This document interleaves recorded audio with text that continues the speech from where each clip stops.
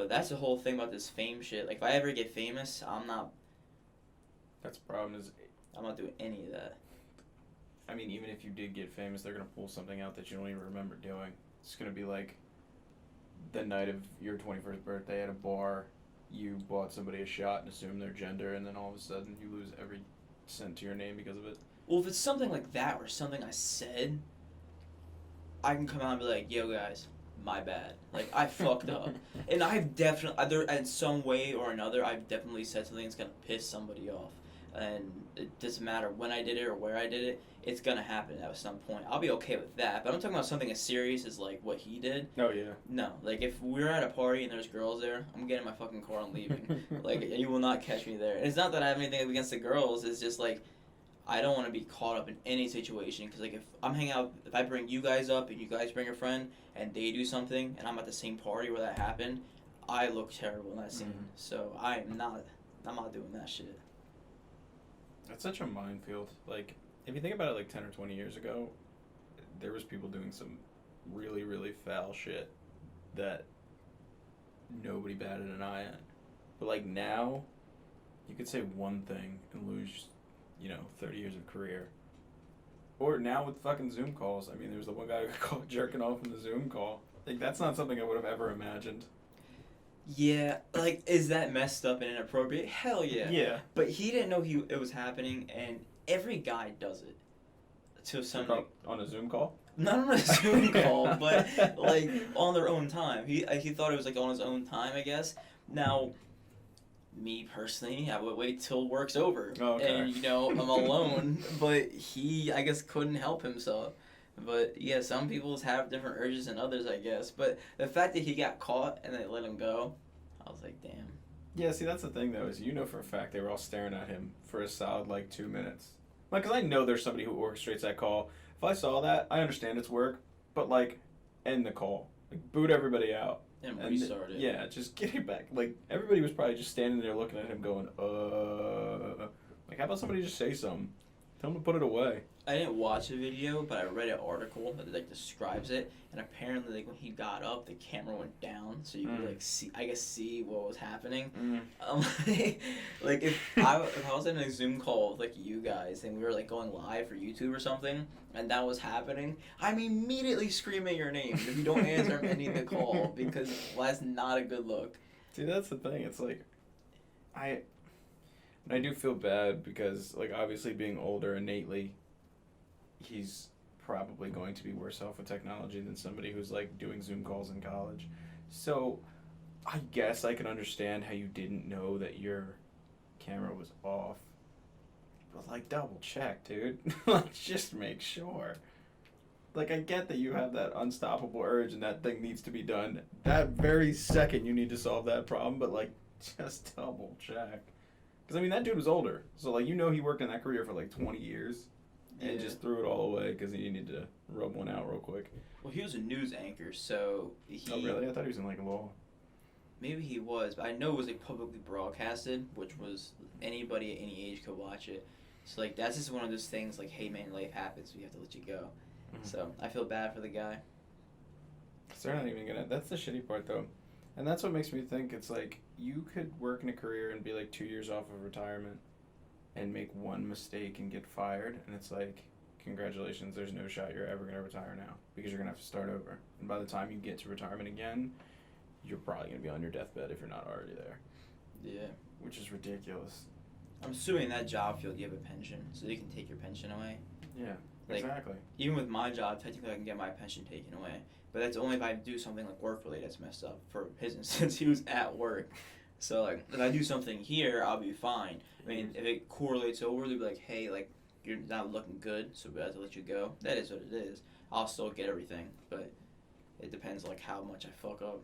I mean, everybody fucks up. Everybody has, something they've done where you're, laying in bed at night, you're like, fuck. Yeah. It's so embarrassing, but... One of those memories that keeps me up was jumping in the pool. You remember how the Ravine Club used to have that only one person in the deep end at a time? Mm-hmm. Remember I jumped in after Leah Delmonico, and the fucking lifeguard lost his shit at me. It's one at a time. Blew the whistle, everybody was staring at me. And I just looked at Leah, and she looked at me, and I was just get out. Dude, that's embarrassing as hell. Dude, I feel like growing up in a public pool area, like, you get some embarrassing shit happening to you. Like, I've seen a lot of embarrassing shit happen to other kids. And, like, they don't talk about it, but, like, everybody secretly remembers. Like, you know, the saying, like, oh, nobody's gonna remember, kind of thing. Like, I'm the guy to remind you. I still remember. I feel like it's one of those things where you're going to forget for a couple years, but you're just going to be looking at that person at one point, and you're going to be like, you lost your swim trunks that one time when you were 8, and then that wave of embarrassment just comes back. Even if you're like 45 and you remember that, like, jumping in the pool with Leia Delmonico, I'm just going to be sitting there like, fuck! That's one of the, like, I know there's been worse things that I've done in my life or that have happened to me that are much more embarrassing, but for some reason that was just the one that, like, I will randomly think about once every, like, 3 years. Well, yeah, you're treading water in the deep end, and everybody's looking at you. You can't just, like, scatter away. Like, you have to swim to, like, the ladder, because that, I remember they wouldn't let you get off on the side. You'd have to get to the ladder, so you had to swim all the way over there. That's the thing, is, like, and you can't hide if you're sitting in the middle of a pool. Like, what was I going to do, go underwater? Everybody's just going to be like, what's he doing? Does he think that helps? Like, we can still see you down there, and I have to come up for air eventually. That reminds me, you remember in Fisher, I think it was our 7th grade. So 7th grade, they started like an after school weight room thing. You shouldn't give middle schoolers weight rooms. Well, it never goes well. We had like hand-me-downs equipment from TCNJ. And the equipment was horrible, but we had something. And it was good for a middle school, but they were like, hey, we're doing like after school weight room, an hour. It was like 3 times a week. You could stay after school for an hour. And this is like when I was trying to lose weight, but not really, because I didn't take it seriously until I was like about a sophomore in high school. Yeah. So I was there, and at this point, I was so broke. Like, my family didn't have any money. So I didn't want to ask my dad or work and buy a pair of headphones. So I have, I used to have a PSP phone. You look it up. It's the coolest thing. It's like a Sony PSP phone. You can slide it up. That broke that day. So we went out and we got another phone, which is why I didn't ask for the headphones. And it was like the first Windows phone they ever made. And it was horrible. Like, Snapchat wouldn't work because we didn't have copyright. So I had to make a new Snapchat every day. Jesus Christ. Yeah, it was so bad. That's fucking horrible. And I'm playing music out of the speaker in the hallway. And I'm not gonna name names, and just in case they like watch it. But first name is Natalie. You sent her in the group chat today. Yeah. She was there, but she was very nice to me at this point. She was a really nice person. At this point. But she was with her friends, and I was alone because I didn't have any friends who went to this yet. And she just goes, "Hey asshole, there's a thing called headphones." And like all these 8th grade girls were like looking at me, and I don't know most of them. I'm just like, fuck, they're right. There is a thing called headphones. So I just put it on mute and I stayed silent. Like it was for the first half of the year.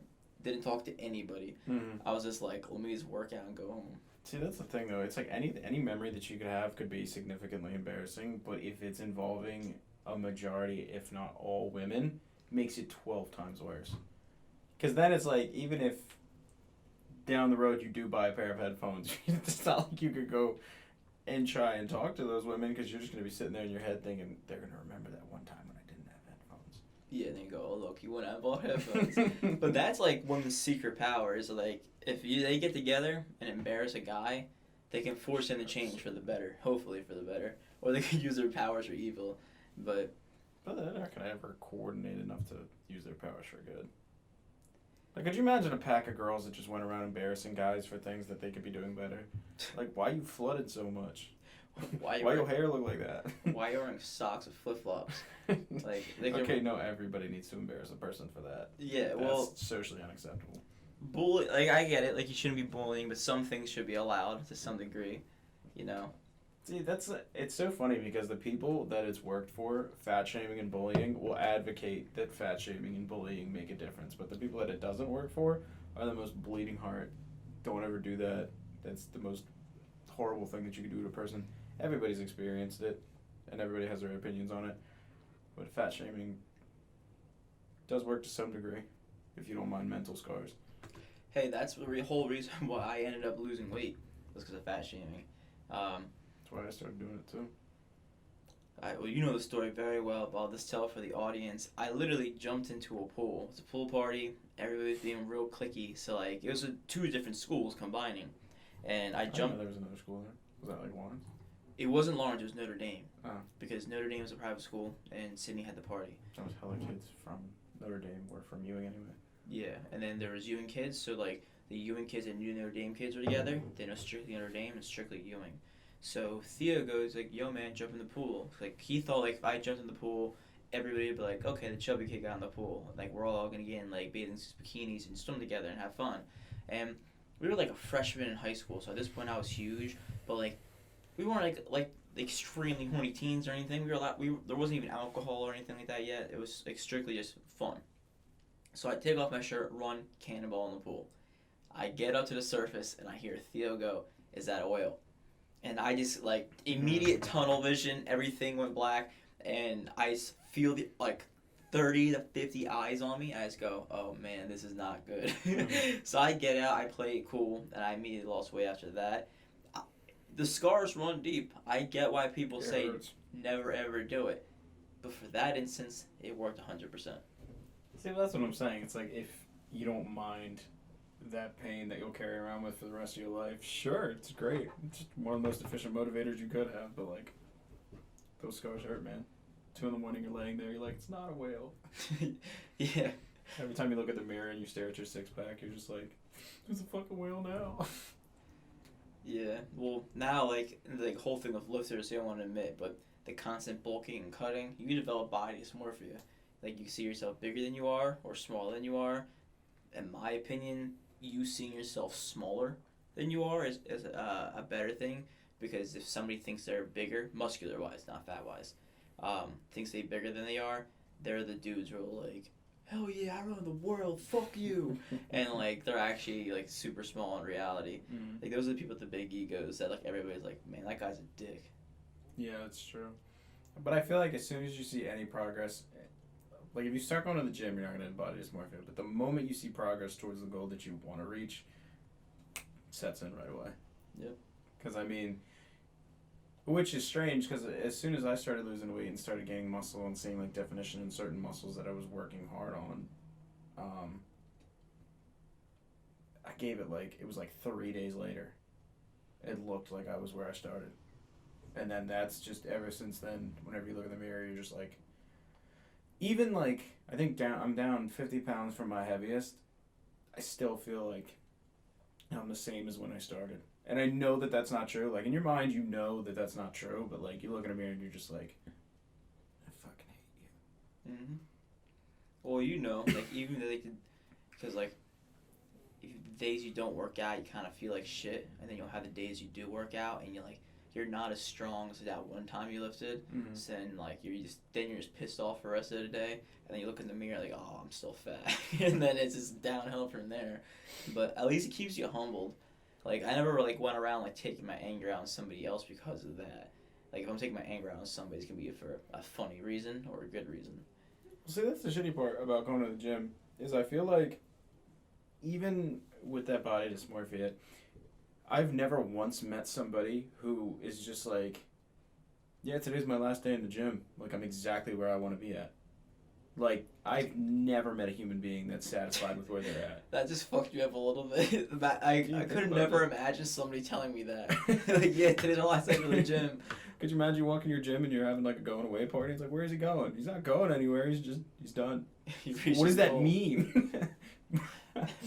He reached his goal. Yeah, he wanted to be exactly 178 pounds and 98% body fat, and he's there, so he's done. Like, that doesn't happen. It's a fucking trap. Yeah, it is. The gym's a fucking trap. Same as going to a chiropractor. The moment you get your back readjusted and you hear 13 cracks coming down your spine and you leave feeling like a new man, you're never going to want to stop going. Because you're going to feel every single pain 10 times worse, and you're going to be like, I need to go. Yeah. Gym bros and car guys share the same thing, where they think getting a nice car and going to the gym getting like ripped is going to get you the girl. When in reality, you just have a bunch of grown men going like, "Hey man, nice pecs. I like your car."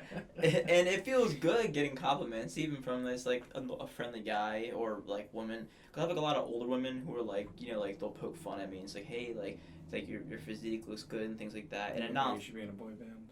Yeah, like your mom's coworker told me I should be in a boy band. Like that's a friendly compliment, but like it doesn't get you the whole like, oh my god, he's so dreamy. Mm-hmm. So I mean, I'm sure it helps. Like if you're trying to find somebody, but you're gonna have to be able to speak to people. Mm. See, we all grew up on like Disney Channel and Cartoon Network, and seeing like watching cartoons and stuff. You'd see girls say stuff like that, like, "Oh my god, he's so perfect," and they're drawing hearts in their notebooks and stuff. If a girl actually thinks that about you in like high school or middle school, they're not gonna say shit. Yeah. That's the problem. So every guy just walks around thinking that nobody loves them, and that's where like the body dysmorphia and shit come from. Well, we're terrified to go up to girls and say something. They're equally as terrified, and like by society's terms, they don't have to come up and say anything to us.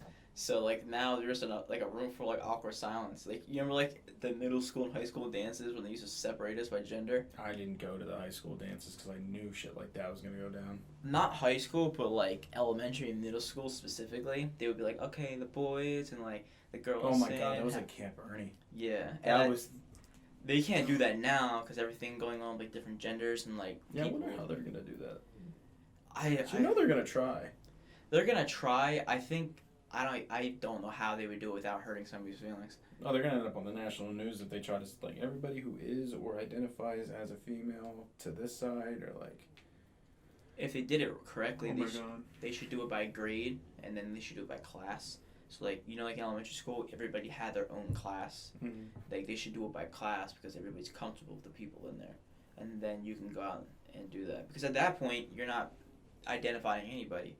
You just know like, okay, if I get awkward in a situation, I can go back to the people I'm with every single day, Mm-hmm. which would make sense in my eyes. But yeah, it was so awkward. And then like the teachers would go out in the middle, they try to dance. Like for the teachers who did that, you're respect, but like you're getting bullied. Yeah, I know the jacket. Even if you don't hear it, they're like, saying some shit. If I was married to a teacher and they were the teacher to go out and do that, like your suitcase is on the front porch. Sign the papers. Man, it's just such a minefield, and I think going back to what you were saying as far as being scared to talk to women, the only thing that stems from is, I don't think it's the fear of rejection anymore. I think it's the fear of ending up on a Twitter thread, like, because you could get canceled for talking to a girl at a bar now. It's like they'll just accuse you of being like a sexual predator or something, or you try to take advantage of somebody, and Me Too and all this shit. It's like. And especially now with COVID, it's even harder to socialize and meet new people. So this generation's going to be like the last one that reproduces. Like, the population's going to cut down like so fucking fast. Yeah, I mean, everybody will find someone eventually, but it's such a weird ass time. It has to get worse before anything gets better. Yeah, everybody's going to find someone and they're going to subscribe to them for $10.99 on OnlyFans. And that's going to be their only social interaction. Dude, OnlyFans isn't even naked people anymore. It's like people like having conversations. Literally what we're doing. Yeah, pretty much. That's crazy because that site was designed for like artists and stuff to release content and music and stuff like that for their like true fans that were willing to contribute and show their love in that way. And instead everybody was just like, huh. I want to see my asshole. Which is fucking mind blowing because it's such a horny generation. What he's looking at, I have a tarantula in that tank. Funny story about her, she was kept in a laboratory for mosquito control. They would test pesticides on mosquitoes and feed it to her to see if it would affect the wildlife and plant life in like the area. Yo, that's fucked up. Yeah. Damn. But I didn't know because the breeds, a Texas brown spider or something like that, they live for like 25, 30 years. She's 5 years old. So for 5 years straight, she lived in office lighting. And the thing about spiders is they're nocturnal. So if it's always like, super bright, like studio lighting all the time, she was always under that log. So for 5 years, she just ate pesticide mosquitoes under a log. So when I brought her here, and like she has like actual like day and nighttime cycles, she's out and like moving and stuff. So she actually has a decent life now. You can train them really well. I mean, they're if you can get past their exterior, fantastic pets. I mean, you can teach them tricks and stuff like that. At least from what I understand. Now that there's other people listening, I kind of have to think about the information that I've been fed as a child. But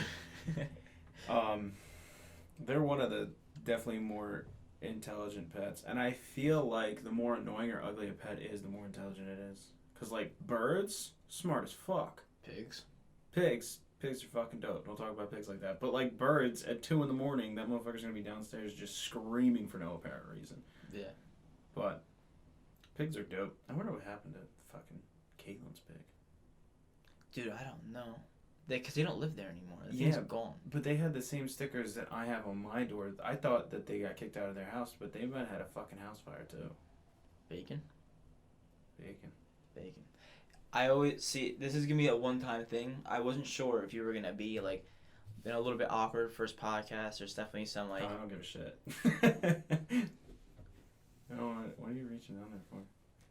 Where'd you get that from? Tell the viewers about your ketamine meth addiction, Joe. Sit there and look at that for a second and think about if I really wanted to say that. But now I want to see where it goes. Well, the whole time I'm literally holding an expo marker. Where's the whiteboard? I didn't even think about that, to be honest. Yeah, I was It's like, crazy how much just flies past me. I don't even think about. You well, could have been holding a knife and I wouldn't have thought anything of it. well, sitting here, I was like, before Lewis gets in here, do I just leave this on the table and like, because one thing was like, if you and I got into a conversation about stocks or real estate, we could write down numbers. The problem is my handwriting is so sloppy, like you wouldn't be able to read it. So it's kind of up to the guest to do It's it. because you're fucking left-handed. So Yeah. you fucking, everything you write, you immediately erase. Exactly. So yeah, I was like, what can I need to write a message, and like if shit gets weird on the podcast, I'm just gonna go present it. But it's going pretty well, so I'm just gonna let it be like that. But, Dude, I think about that often. Starting the Easter egg. ketamine. Yeah. Dude. Which is terrible, because that's why I feel guilty about being a recurring guest on a podcast or having my own podcast, is because you know that your family and your friends who love you are going to support you and watch it. Yeah. Mom, I'm so sorry for all the drugs I've done. Like, I feel like in the beginning, like, first episode, you just got to get it out on the air. You're like, okay, you know what? I've smoked weed, I've drank, I've done crack, I've done meth, I've done heroin, I've probably just named the same drug 3 times, I've done Adderall, I've done acid. Like, just get it all out on the table. I used to pay strippers for sexual intercourse and hold me while I cry. But, like, you just gotta... If you clip that, I swear to God. That's the intro. You want to get to know Lewis? I've done crack, and I used to pay strippers to hug me while I cry. He has mommy problems and he pays strippers to handle it. But I don't have mommy problems. Donna's fucking amazing. But your mom's good. yeah, I've definitely let them down a couple times. Yeah. But like that's what I'm saying though. It's like having a podcast kind of sucks because you know that you're gonna go home after posting that episode and you're just gonna see like your girlfriend and she's gonna be standing there like, huh. So who is that? Who was that girl you were talking about on Joe's podcast? Like oh, don't worry. Which about one? That's the fucking problem. You just gotta air out your dirty laundry and let that shit hang for the world to see. Oh yeah, I mean I do it on Unorthodox Savings. I'll do it on here. Like my goal is to be completely transparent. I mean things I'm saying now, like 2 or 3 years from now, may not be acceptable. Because like as the world's changing, who knows what's gonna be like allowed and what's not gonna be allowed. But, like you and I talking about ketamine and shit. Like there's definitely some dude who's like buying like 30 stocks of Apple at a time, railing ketamine in his bedroom, going, I relate to them. So. Yeah. That's the problem is I don't want to endorse it, but like endorse or condone any recreational drug use. But what I do, that's a good word. What I do encourage is for people to live their life, and if you decide that experimenting with drugs is something that you want to do, I say go for it. To an extent, like self-control and willpower are a good thing because they're all highly addictive and they're all illegal for a reason. But like sitting in that dollhouse, listening to electronic music in the dark was the craziest fucking night I've had in a long time. Yeah. It was fucking fun. We watched was it Planet Earth? Yeah. And that shit blew my fucking mind when they were talking about dolphins. To be specific, it was a deep sea episode because like I fucked with that because they had like they had the vampire squids because. I knew about ketamine before because ketamine was originally designed into horse tranquilizers, which now sounds even worse. And now, no, what fucks me up about that is when I heard that, I was like, so a vet could prescribe me ketamine. Yeah, and I identify as a horse, and I have energy problems. Now people are like, wait, I'm listening to him for stock advice. No. It's used I am now. in no way a financial advisor. Ketamine's used now in microdosing for more for soldiers who have PTSD. Mm-hmm. It helps like different brain functions, but when it comes to the actual specifics, I don't know what I'm talking about. But there's that. There's Right, I mean that's nuts though, because they've gotten to the point where like things like PTSD or mental illnesses are being treated with microdosing of drugs, because they're also doing like shrooms and acid and stuff like that is being treated. So they literally ran out of option and just decided that drugs were going to be the solution. Why the fuck are they illegal if you're going to use them in medicine? it's the world's changing. Everything's gonna get legalized at some point or another, and Well, there's the one country that has all drugs legal, and their fucking crime rate is like minuscule. Probably gonna have to cut that out because I can't remember which one it is, and I don't want to just accuse Sweden of having free drugs. But I'm just saying, I feel like the problem. It all goes political, but like I'd just say legalize it. Like fuck it, Treyway. Just let everybody do whatever the fuck they want, because we're all gonna die from COVID anyway. Yeah, well, the thing is like, people now who are like freaking out about small shit, and like people are having a hard time. Like the reason, like whatever country or place that has like unlimited free drugs, like everything's legal to use, their crime rate's probably so low because they see the shadow people. I mean, I've never seen it myself, but like people who have done like serious drugs have talked about seeing the shadow people. Your coworker being one of them. See, but that's what fucks me up is that people who are also in the same trip, like did the same amount of drugs at the same place, like with that person, see them in the same place. It's not like they both saw him, but like yours is right there and mine's like behind you. It's like they're both just like looking at him in the same spot. Like, what the fuck is that? I'm telling you, you can see into another fucking dimension. That shit is crazy. That's like the scariest shit ever. Like, I could not imagine that being a thing. I mean, like, imagine taking somebody that's like a rural ass life in the middle of like a small town with like a few hundred people, everybody knows everybody, and you just give the one guy like LSD or like an eighth Nightmare. yeah, or like an eighth of shrooms. I mean, that's what the CIA did, and the Joe Rogan talked about on his podcast. You know, with the Manson stuff?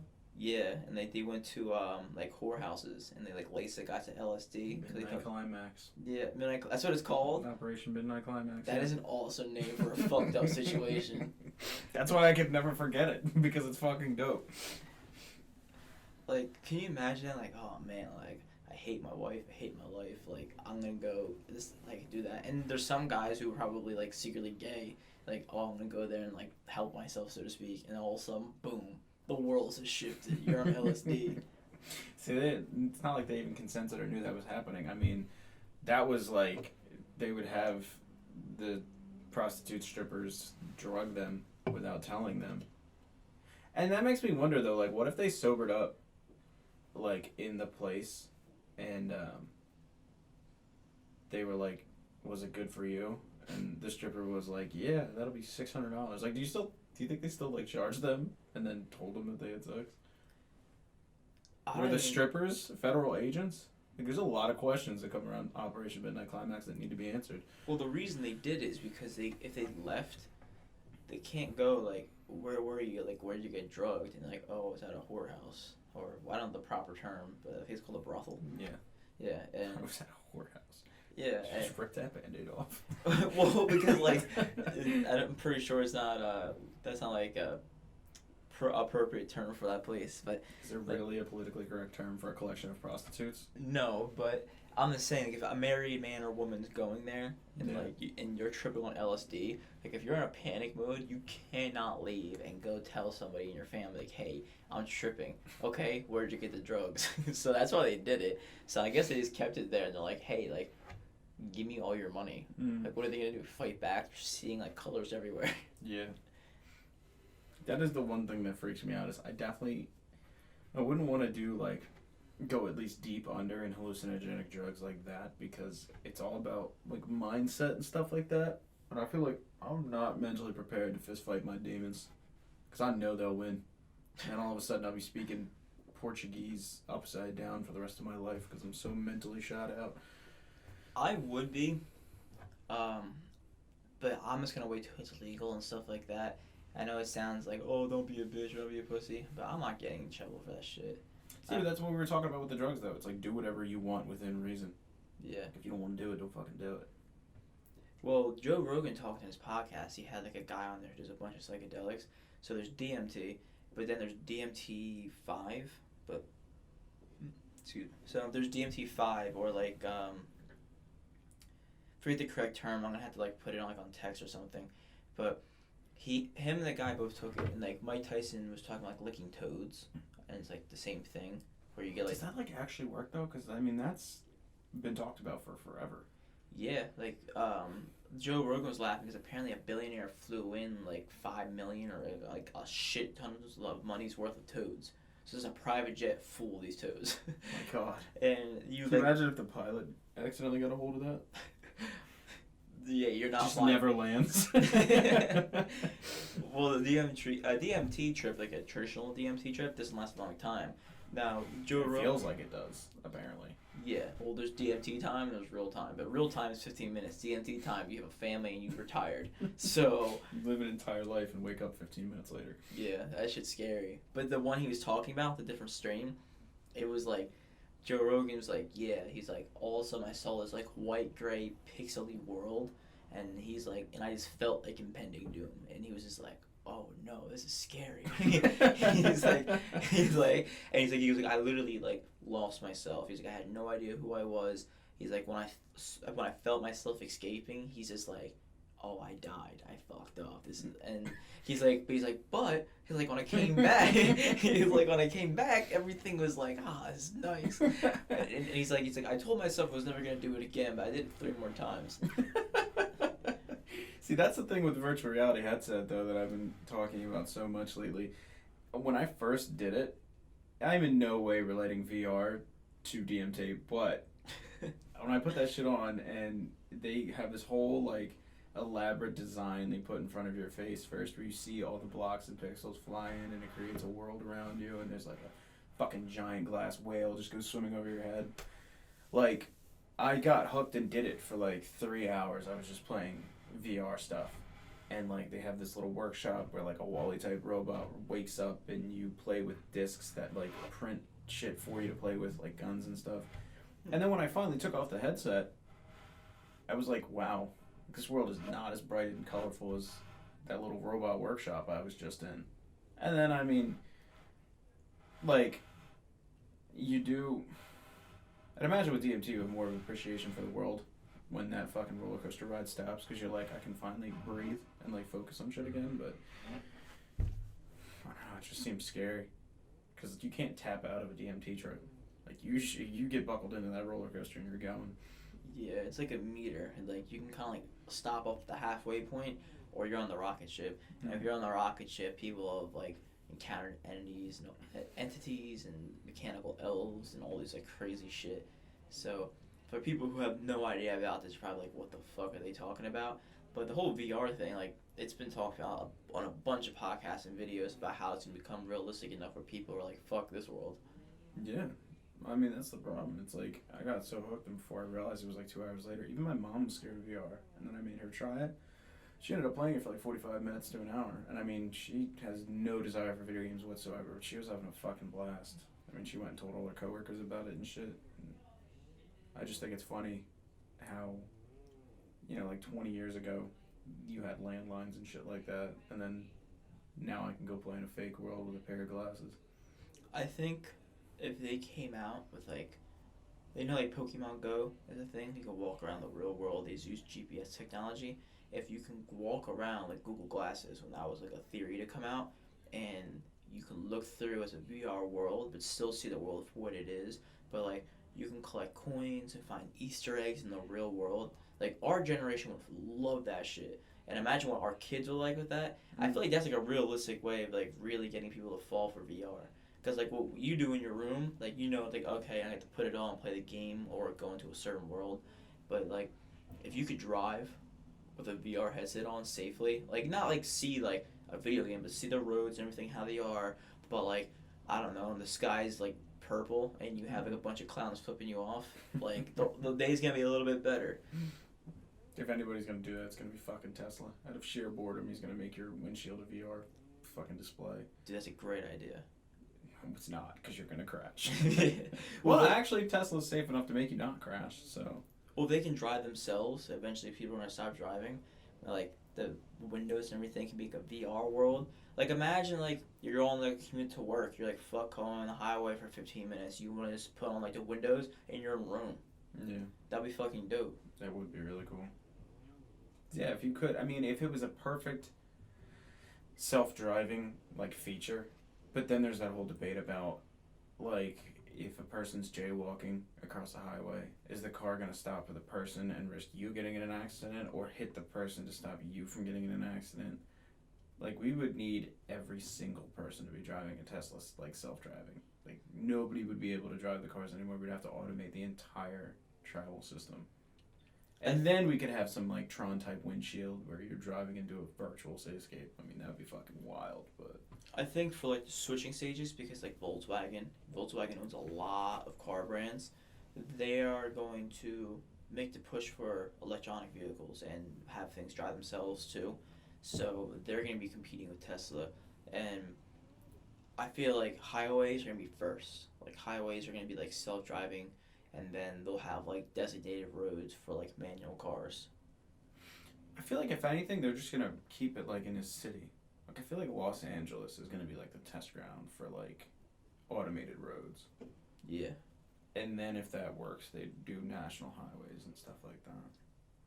But the problem is you're going to get retro car collectors, like people who want to drive an old Corvette that they restored, and they're not going to be like, fuck the electric shit, I want to hear my engine, I want to switch it out of manual and stuff like that.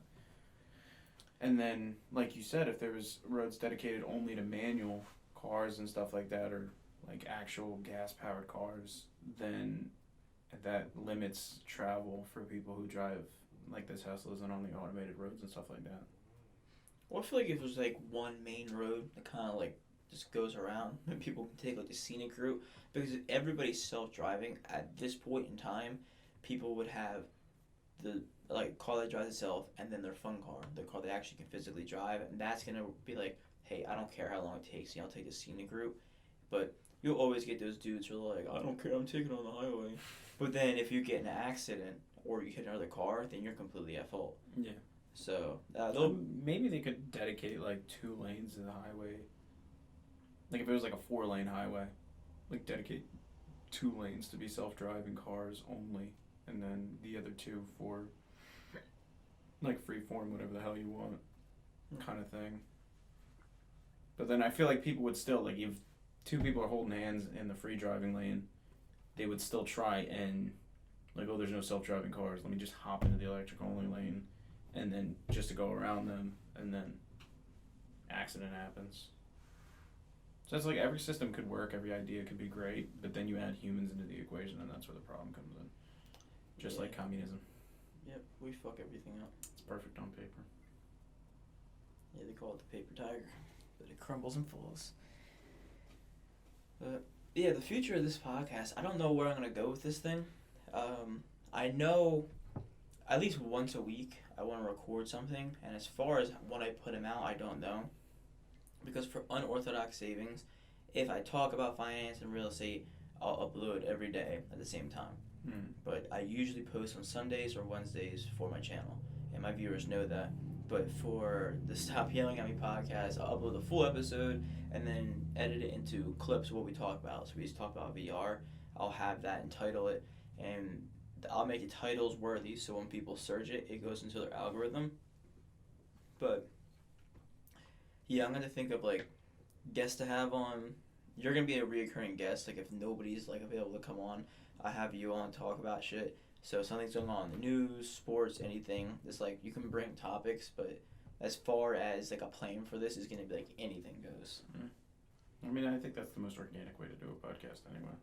Yeah. 'Cause other than that, it's just going to be pretty much scripted. You're going to kind of, it's like predictable if you can come with certain topics. Well, people have like certain skill sets. Like Neil deGrasse Tyson has Star Talk Radio, but that dude's like really good at explaining astrophysics to the everyday like average Joe. So his podcast is mainly about like astrophysics and everything that has to deal with that. and then a little bit like dwelling off into other things. Like he'll have like people in the MLB on, and like he'll reference like how like baseball is similar to space. Mm-hmm. Don't know how he does it, but he does it. So then, are you planning on just like chopping it up into segments and releasing the segments as videos, maybe like once every couple days, or like, are you just gonna be releasing it as an entire episode, and then? I'll release in the entire episode. So I said before, the camera has like a 30-minute record time. So as like we do like every half hour, I'll like do like the little like radio static into the next thing, or I'll do like another intro. Because at least if people are watching it on YouTube or they download it, they can pause it when it does that and it gets to the next thing. But they don't have to watch the next segment because they realize like we're just talking about whatever. They're not going to miss anything. Mm-hmm. And then after I release a full episode, I'll just like chop it up into certain segments what we're talking about, because when I put in certain titles on there, like is VR changing the world? I put that title on that clip, and it's like 5 minutes long. People who are searching about VR will click on that. When they see that and they go, "Oh, these guys are cool," then they're gonna go on to the podcast, listen to the whole thing, or find other things like that, and that's how that channel will grow. And then vice versa on Unorthodox Savings, if we're talking about airline stocks on an episode on here, I'll put that on that channel, and then viewers over there will come over here, and it's just gonna go back and forth. You kind of have them like sister channels. Yeah, because I put everything on my main channel for Unorthodox Savings. It's not fair to my subscribers there because they're on that channel for stocks and real estate and crypto. So if I just started uploading us talking about DMT and ketamine, they're gonna be like, "What did I sign up for?" And they'll leave. Yeah, because then you're kind of your audience. You don't really have a defined audience at that point. It's pretty much just if you like my content, you're more than welcome to watch it. Yeah, and that's what vloggers do. And if you're a successful vlogger, you made it. But it's the hardest niche in YouTube to get actually like solid in, because you have to convince people that you're entertaining. That's the same with being a Twitch streamer now. It's because everybody's like, "Oh, being a vlogger would be fun, or being a Twitch streamer would be fun." Yeah, it'd be fucking fantastic.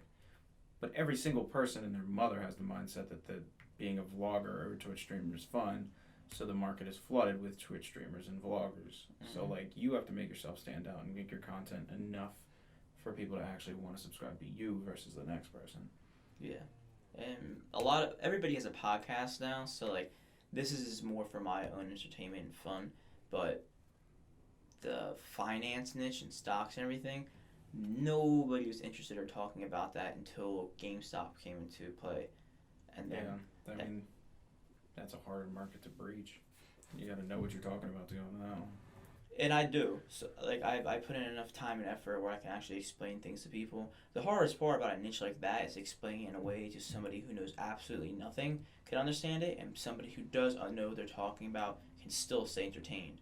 Because if I'm teaching you a lesson in math and you already know addition, and I'm explaining addition to somebody who doesn't know it, it's just gonna be like a whole thing. Like, where do I begin watching, and do I stay for this video? So it's kind of hard finding a balance point. But I lean more towards people not knowing what they're talking about at all, just because that's where most of the audience is at. And the people who do know what they're talking about will kind of just skip through the video and see where they need to watch. Well, did you ever consider putting this podcast on your actual channel and then doing like what's his name, Your Mom's House podcast? Tom Segura and his wife. Your Mom's House podcast YouTube channel houses like 8 different series.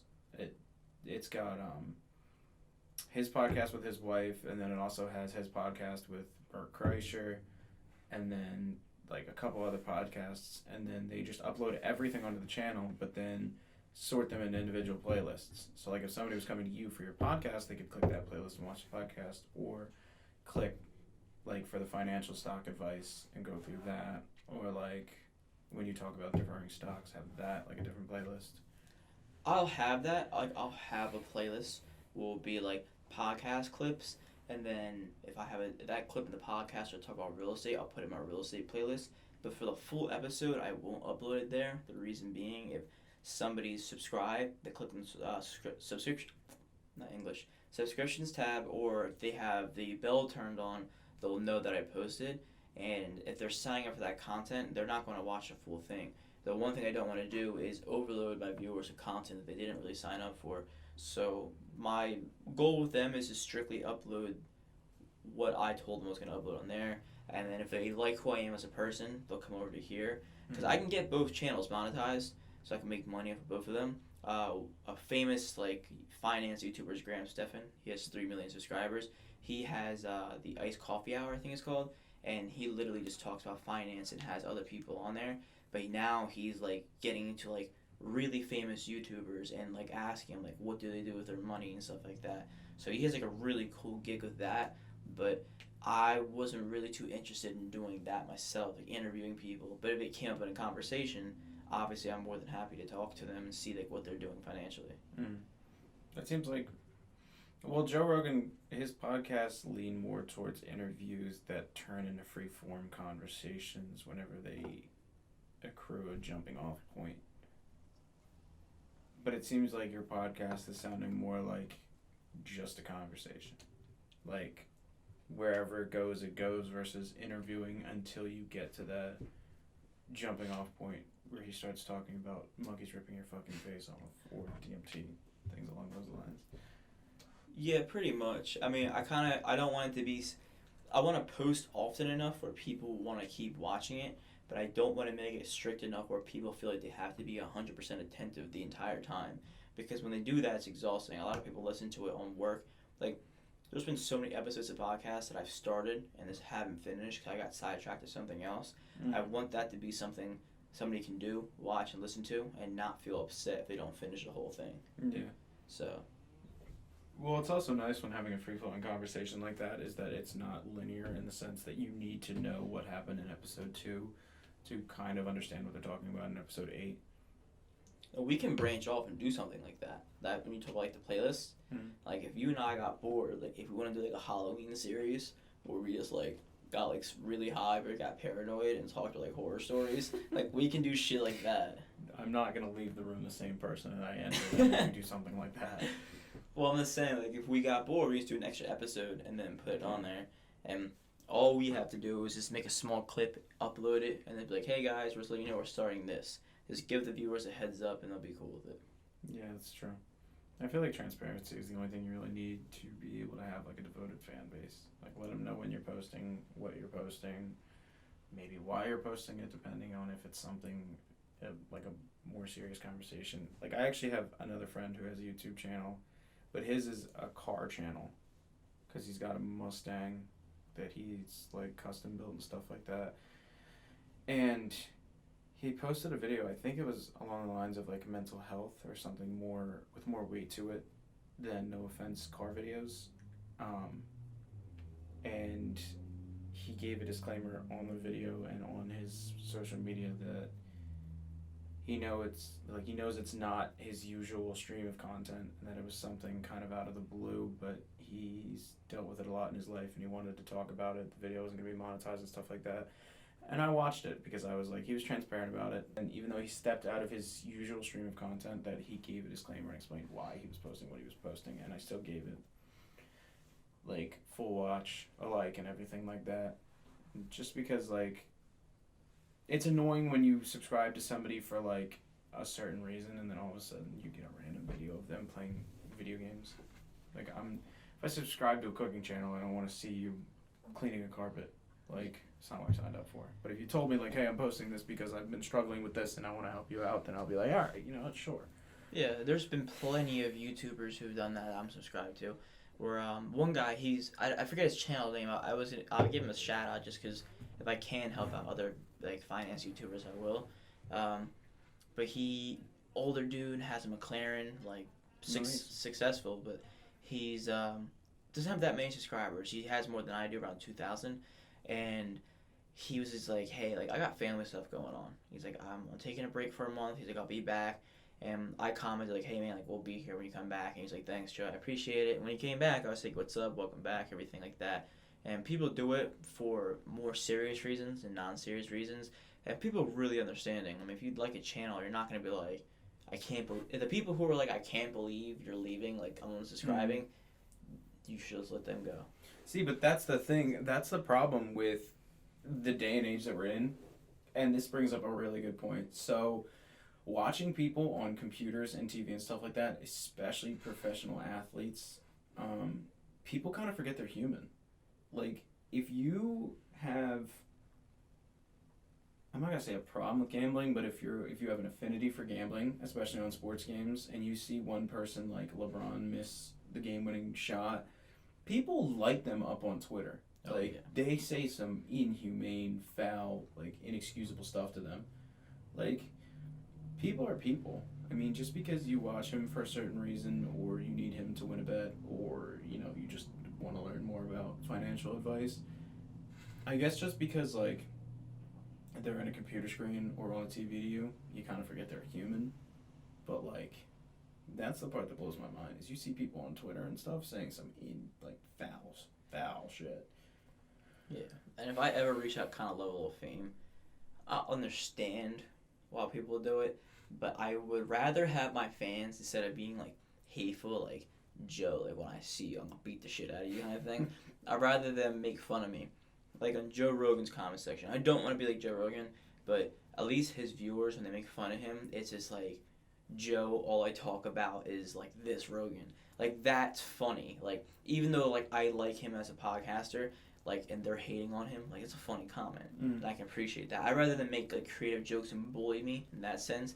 Or if I read it, I'm like, hey, F you, but like it's like I appreciate the creativity. But when you get like super fame like LeBron and like you mess up, and especially when you involve people's money, that's when they get really mad. Yeah. So I mean, when I talk about finance and stuff, that's gonna be one of those things I probably should have to worry about. But that's why I always make a disclaimer. I try to be completely transparent, and I'll learn as I go. I'm gonna mess up at some point, but we'll see how that I handle it. So. I mean, there's a million ways to mess up and only one way to get successful. So, obviously the odds aren't in your favor on that point. But you'll never know until you try. And I mean, you've already accrued a lot of subscribers in the short amount of time relative to how long certain people have been on YouTube. Yeah. Well, I have a weird thing going for me where I'm young, and people go, oh, like he bought a real estate property at this age. He's investing at this age. Like, I wish I did that at his age. So more people are clicking, and then the people who are interested in investing are people our age and probably between like their late 30s who are trying to get like into it to earn more money. So as I get older, people are gonna see I'm the same age group as them. They'll click on my video versus somebody else because they can relate, and the exact opposite. Like there's a old guy I'm subscribed to. It's called Best of Us Investors. I subscribed to him when he had 700 subscribers. He now has 150,000. Jesus Christ. Yeah, but he's retired. He posts every day like a 20-minute video. Like, and he knows what he's doing. He did this for a career, so he can actually give financial advice. So he deserves his following 100%. But somebody like him, like you want to click on his video because you're like, that guy did it for 30 or 40 years. He's not going to tell me some BS. But if you want to learn about like a new investing strategy or something that you haven't really heard of, you'll probably click on my video because you'll know that like, all right, if he's investing in it, he's going to be risky as hell. And like, I want to watch how this goes. They're doing it more for the entertainment factor. Mm-hmm. And then when I have like my Discord and due diligence, things like that, my number one goal was to get more people in there so they talk amongst themselves, and then I can chime in if there's any questions. So. Yeah, definitely. It's hard to build a community as far as like Discords and stuff like that go, because like at least for the Discords that I mainly use, which is Elton's, even then there's only like 6 people. There's like 40, 50 members in it, but only like 8 people who use it consistently and like actually talk. And then it's weird. I'm in another Discord that has like 20 members, but all of them are constantly talking. I just get notifications on my phone for like 24/7. Yeah. It's just certain people. It's hard to get them to engage and shit. I'm okay with people being silent because like the people who are just like, I don't feel comfortable talking, I'd rather just read and like try to educate myself more. I want them to feel comfortable and not pressure to talk. Mm-hmm. So like I think I'm getting close to 30 people in there. Probably have like 5 to 6 people who talk on like a monthly basis, let's say. I'm okay with them being silent just because I know they're still reading it, and I know they're still keep following up, because when I post a video, they'll comment on it. and they'll be like, hey man, like I saw that on your Discord, like thank you for making an update and stuff like that. So as long as I know people are like looking at it and still trying to understand shit, then I'm more than happy than like I'll talk to myself if I have to. At least they're still getting some value out of it. Even if they're not talking, they're still learning. Yeah. Oh, I had Theo do it. I tried to have Eli do it. I'm like, if you want to learn, go in there. And then I'm not gonna name names. There's somebody in there who doesn't know what they're talking about. But talks a lot. Who talks a lot. But I'm not gonna kick them out because it's a valuable lesson for people to learn while they're in there. Because I also need somebody to oppose me on my opinions as much as it makes me mad. Because I'll literally get mad. I'll talk mad. I'll freak out. I'll get super like angry. But I need somebody to be able to oppose me. Not at everybody, but at this one specific person. Yeah, like everybody. Put that out there so nobody watching the video goes, I'm not going in that Discord because he's going to get mad at me if I say anything wrong. Well, everybody else in there is great. Even the people who disagree with me on topics, they provided like really valuable points. They made a good argument. And even if I don't think they're right, they still provided an argument where I couldn't disprove them. So, like, I have no problem with that. This dude will be like, you're wrong. I'll be like, why am I wrong? He's like, because I said so. And I'm like, okay. Because COVID is a conspiracy and Putin's using Dogecoin to take over the world. Well, it was actually Bitcoin. And I can't get worked up on you, but... No, get worked up. Talk your feelings. Alright, I'll explain to Because he's probably going to watch it anyway. I can't do... Because if this podcast gets views, I want to explain to people. Bitcoin is... a great cryptocurrency. So one thing I want to state first is for a cryptocurrency to work, the people have to back it up. It runs off of popularity. So that's why like Dogecoin works, even though it's at such a low price and things like that, because you need people to talk about it, get it hyped up, and to invest into it. Now, with Bitcoin stuff, why like Tesla just announced today that you can buy Tesla with Bitcoin. So that's cool. And why like billion-dollar companies are buying into it and millionaires are getting into it, is because there's only a certain amount of Bitcoins you can own. So they theorize that it can only get to a price target of 500,000 or so. So once the amount of Bitcoins are mined, that's it. Bitcoin ends. So when you translate that to the world's currency, there isn't enough Bitcoin to match the world currency. So if the theory or conspiracy theory that Putin made Bitcoin to like basically crash the world economy won't work. If he wanted to do something like that, he should use Ethereum, because long term Ethereum is set up to actually be able to be made for like a world like a more widespread use of it. Yeah, like every country, everybody in the world can use it, and it can get bought and sold way faster. And then cryptocurrency can do what's called a fork. So you can have Ethereum Gold, where it can be like a safety net, you know, like how we can invest into gold to hedge against inflation. You can have that. You can have like, let's say like as a theory, you can have Ethereum USA, Ethereum Spain, Ethereum Ethiopia. Each country can have their own version of a cryptocurrency, so you can still have like GDP to see which one's doing better. So it would really work out, but Bitcoin wouldn't be able to have that happen. So if he was right and Bitcoin was to be used by Putin to like crash the world economy, he wouldn't be able to do it. He can screw a lot of people over, and he can buy things off the black market, so to speak. Sell things without being traced. But that's about it. That's what Bitcoin was used for a majority of when it first came out, was to buy illegal, illicit things off of the dark web and stuff like that. Yeah. And the dark web's fucking fascinating, by the way. I mean, I haven't been on it in a long time, because I used to go on it to fuck around. There's some crazy shit on there, dude. It's fucking nuts. Serious fucking problem. Well, there's the place isn't in business anymore, so I can say it. The guy who used to own Coneheads, this is the ice cream shop I used to work at in high school. He had it was a VPN called The Onion. Am I right on that? Because you know what it is. It's the Onion browser. Yeah. It's Tor.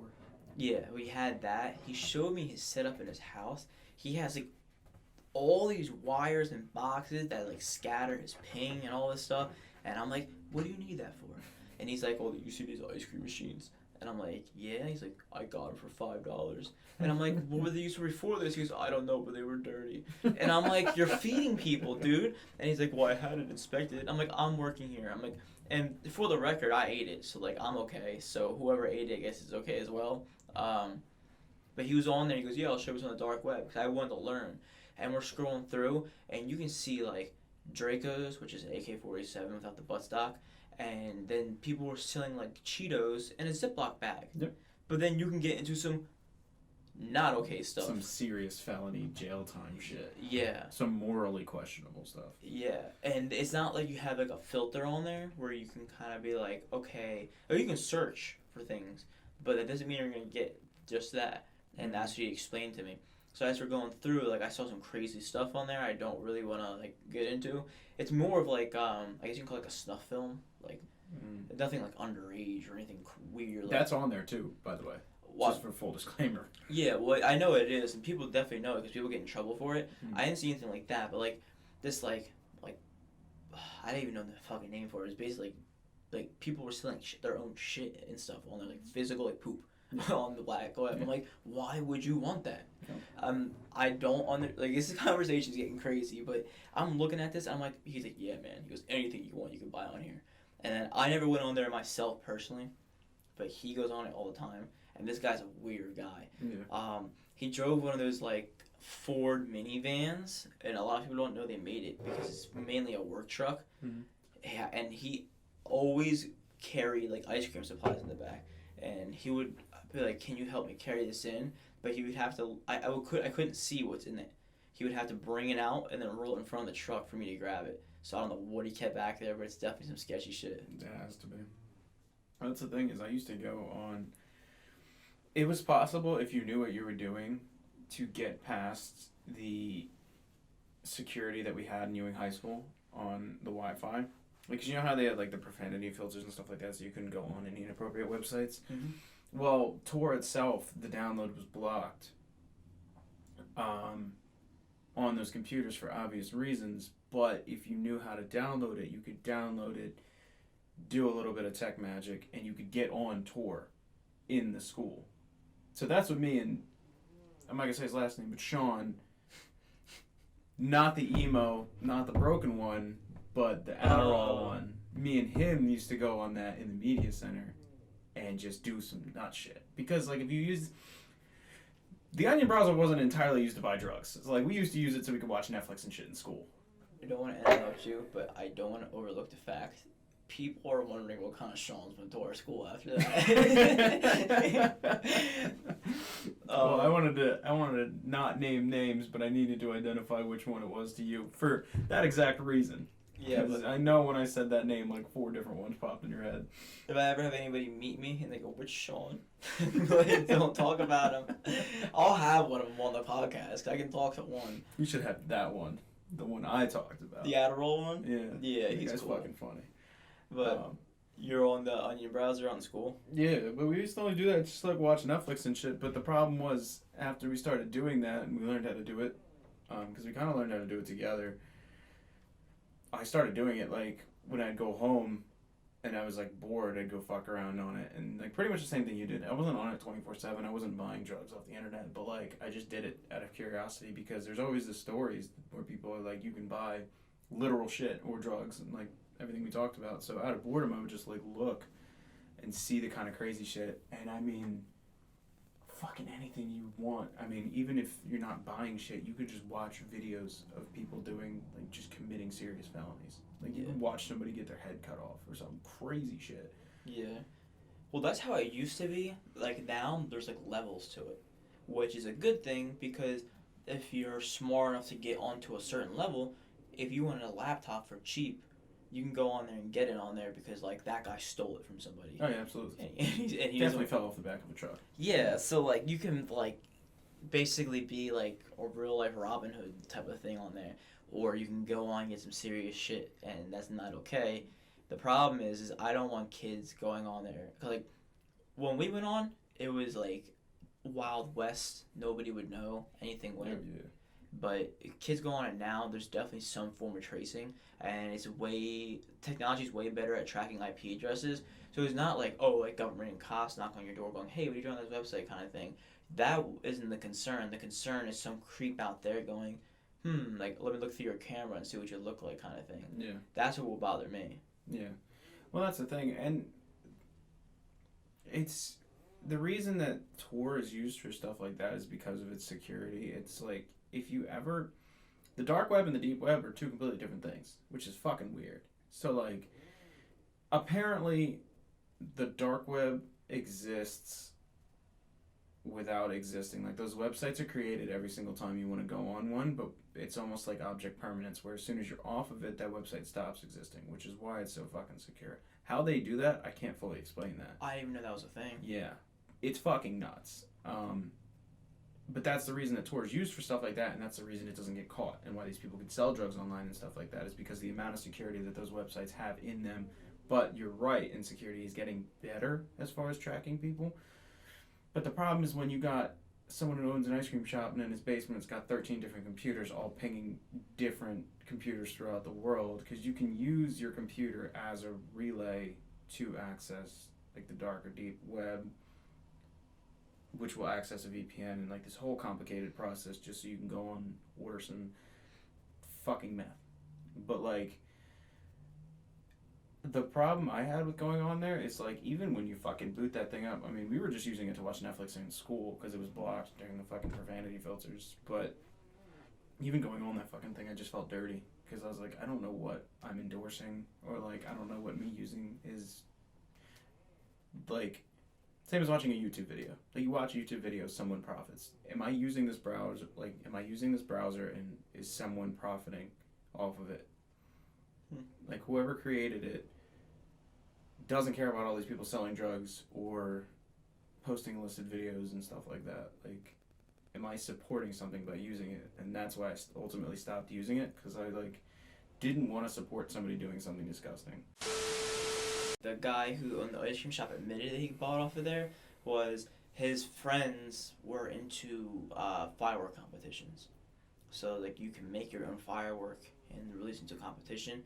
It's not something like 4th of July, all the like, bring the kids, let's go hang out and watch it. It's like, you actually have real judges from like the state and things like that. So like, you have officials there, but the people who make it, you can only bring a certain amount of people. You go like miles into a field because of sound, because you can get your ears damaged and stuff like that.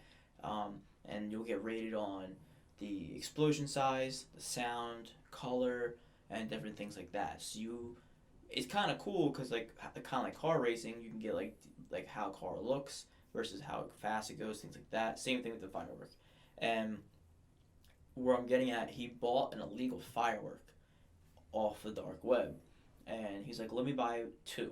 He's like, I'll buy 1 so we can test it before like we actually submit it into the competition to see if it's the real deal. Because nobody knew how to make a firework, but the grand prize to win this thing is $50,000. Jesus. So he's like, all right, let's do it.